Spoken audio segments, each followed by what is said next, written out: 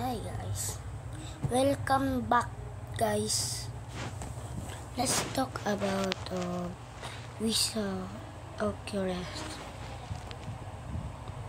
When Helen Martin, 639 years was playing shooter game with her, and he see and your PC is lagging. Oh, wait.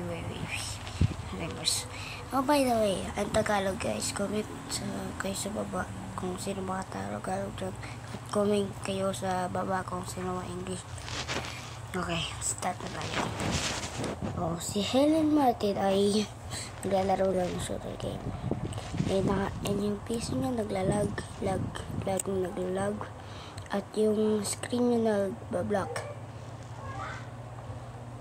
At ayan, tapos po may nakita po siyang mahabang lalaking naka-black. Sobrang haba po. Tapos yung screen niya po naging kulay puti. Tapos may gumaganon po, parang gumaganon po. Yo, parang ganon. Pero be careful guys sa may Roblox.